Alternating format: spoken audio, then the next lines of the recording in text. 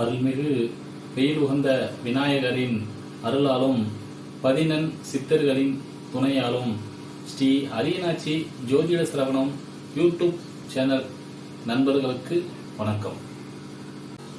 உலகில் மிக ஆகச்சிறந்த யோசனைகளெல்லாம் பயனற்றவைதான். நீங்கள் செயல்படாத வரை இப்போதே உங்களின் செயலை தொடங்குங்கள். உங்களின் பொன்னான நேரம் இது.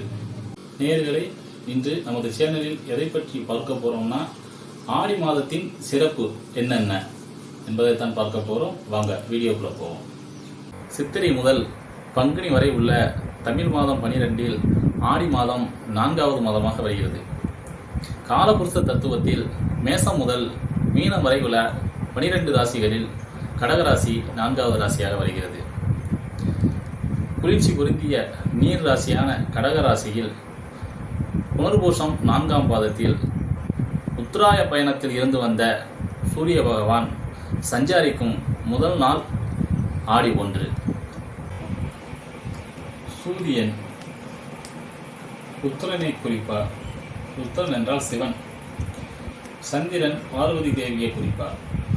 சூரியனானவர் ஆடி மாதம் சந்திரனின் கடகராசிக்குள் நுழைந்தவுடன் பார்வதி தேவிக்கு அதீத சக்தி கிடைக்கும்.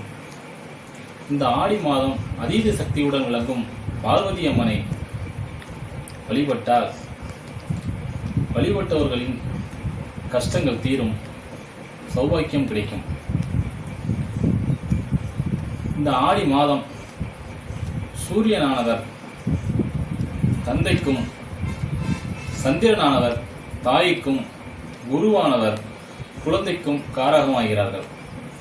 குருவின் நட்சத்திரமான புனர்பூச நட்சத்திரம் 4ஆம் பாதம் கடகத்தின் முதல் பாதமாக இருக்கிறது.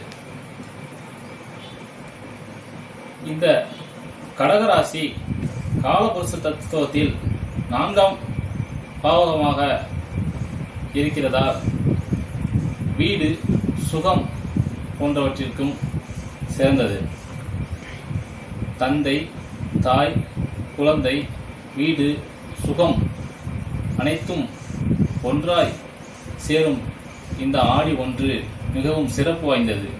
இதனால் கோவிலில் சென்று சிறப்பு பூஜைகள், வழிபாடுகள் செய்தால் எண்ணிய காரியங்கள் நிறைவேறும், கஷ்டங்கள் தீரும், ஐஸ்வர்யம் கிட்டும். இந்த ஆடி மாதம் அம்மனுக்கு உகந்த மாதமாகும்.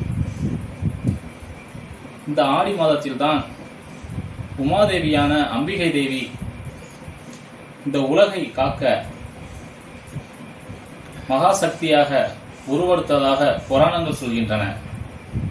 இந்த ஆடி மாதங்களில் கோவில்களில் நடைபெறும் பூஜைகள், விழாக்களில் கலந்து கொண்டு வழிபட்டால் குடும்பத்தில் உள்ள பிரச்சனைகள் எல்லாம் தீர்ந்து சௌபாக்கியமாக இருக்க வழிவகுக்கும்.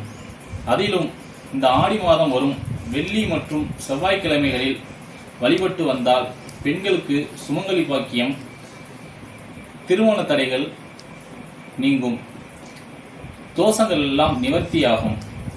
ஆடி மாதம் அம்மன் கோயில்களில் நடக்கும் வளைகாப்பு விழாக்களில் கலந்து கொண்டால்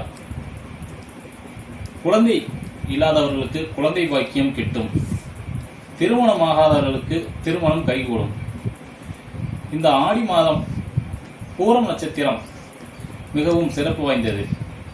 இந்த பூரம் நட்சத்திரத்தில் தான் பெரியாழ்வாரின் வளர்ப்பு மகளாகிய ஆண்டாள் அவதரித்ததாக சொல்லப்படுகிறது. இந்த ஆடி மாதத்தில் வரும் ஆடி தபசு சங்கரன் கோயில் என்னும் ஊரில் உள்ள சங்கரநயினார் கோயிலில் விசேஷமாக கொண்டாடப்படுகிறது. சரி நேயர்களே, மீண்டும் அடுத்த வீடியோவில் ஆடி மாதத்தின் சிறப்புகள் என்னென்ன என்பதை தொடர்ந்து பார்ப்போம். நம்ம யூடியூப் சேனலுக்கு புதிய நபர்களாக இருந்தால் சப்ஸ்கிரைப் பண்ணுங்க, பெல் பட்டனை தட்டுங்க, மறக்காம லைக் போட்டுருங்க. வணக்கம், வாழ்க வளமுடன்.